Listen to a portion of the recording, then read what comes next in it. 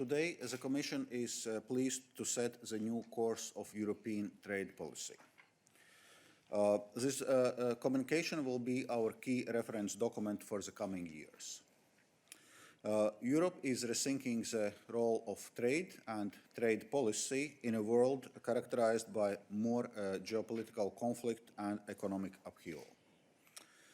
Let me say three key words that define our strategy: open, sustainable, assertive. It is around those three concepts that we will want to build a new consensus. We reached out to EU governments, the European Parliament, businesses, civil society and citizens. What we found is a clear expectation that trade policy should serve our people and our values, as well as supporting growth and job creation. We need to strengthen Europe's focus on multilateralism. We want a global rulebook that is up-to-date, fair and sustainable. We need a trade policy that supports Europe's wider ambitions. We aim to transform our economy to achieve climate neutrality and boost our competitiveness in a well-regulated digital market. Our strategy must support our workers and businesses, and it will shore up our defenses against unfair trade practices. We need open trade more than ever to support our recovery from COVID-19 crisis. Already 35 million jobs in the EU depend on trade, and these are high-quality jobs. Competitive gains from global trade have increased wages by 12%. We believe there is a potential to build on this strong foundation, but to do so, we must look outside our borders. This is economic reality. 85% of global growth will take place outside Europe in the next decade. So even if the current crisis feeds the temptation to look inward, this is not the answer. The EU has substantial trade surplus, so by turning inward, we can only make our economic outlook worse. The right answer to ensure Europe's prosperity is to keep trading with our global partners. We have a strong network of trade agreements to help us, 46 deals with 78 partners. Therefore, while we aim to ratify the agreements and complete ongoing negotiations, we will put stronger focus on extracting maximum value from existing deals. This will help our companies, in particular our SMEs, to find new opportunities and to speed up the recovery. We must not forget that 2 out of 3 jobs in Europe are provided by SMEs.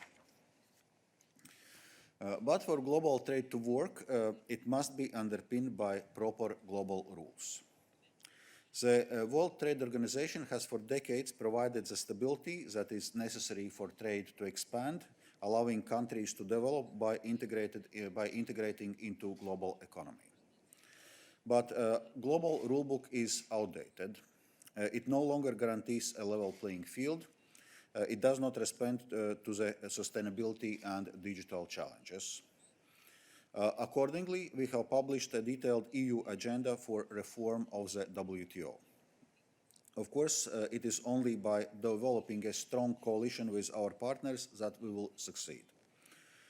With a new administration in Washington and with a confirmation of Dr. Ngozi Okonjo-Iweala as a new Director General of the WTO, we believe we can create new momentum for positive change.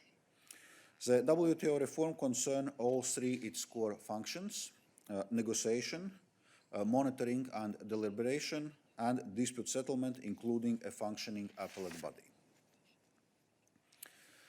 Trade policy must play its full role in the green and digital transformation of the EU and global economy. Our communication outlines ways that trade can support sustainability.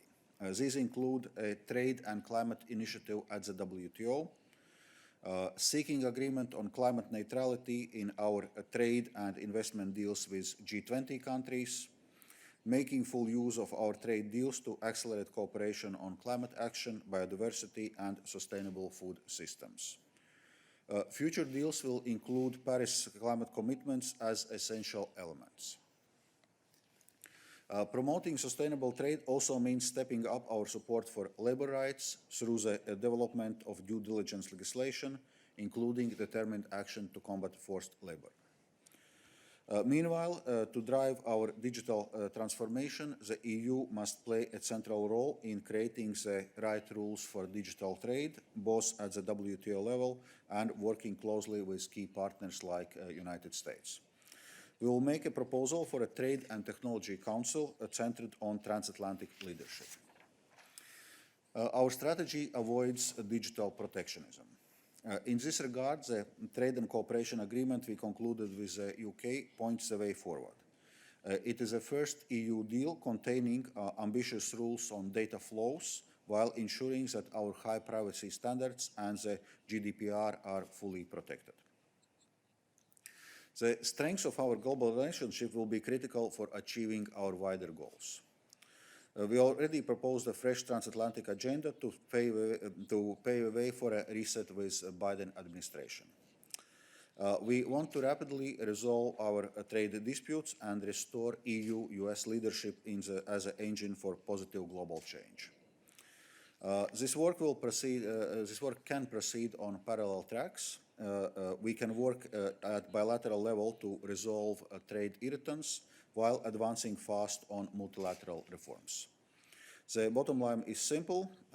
Whatever challenges the EU and the US face, there is no stronger values-based alliance in the world. On China, the EU goal is to restructure our partnership to be reciprocal, balanced, and fair. Our recent investment agreement demonstrates our readiness to level the playing field, not least for EU companies in China.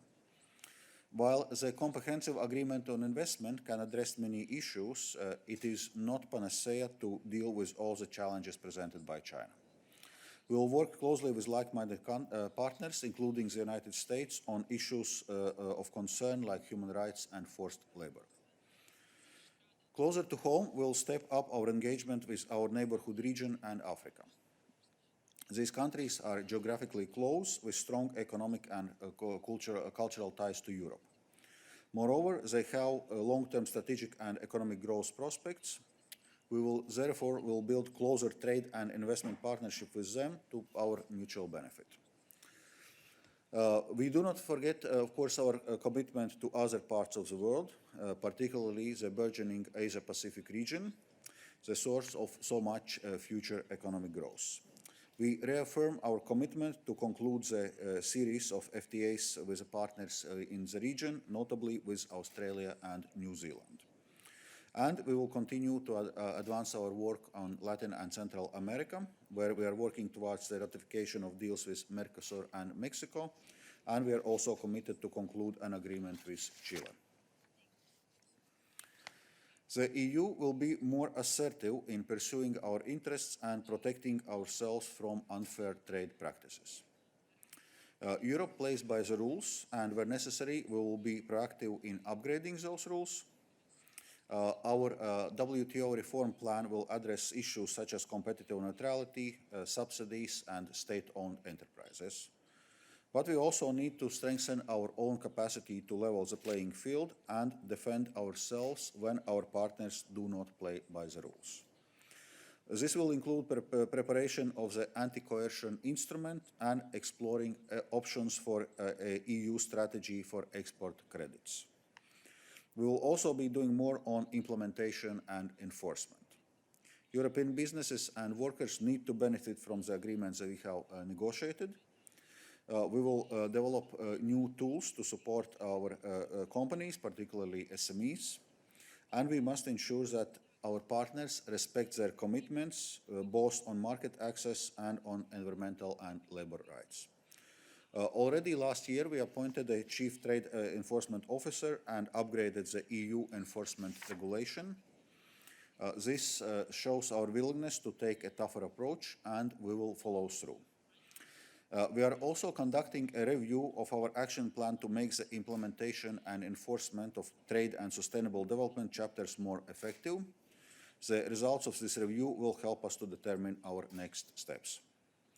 To conclude, ladies and gentlemen, this communication presents a distinct European approach that we call open strategic autonomy. We believe a new consensus on trade policy is necessary, both within the EU and at the global level. This communication is a strong basis to engage with our partners in building that consensus. Thank you.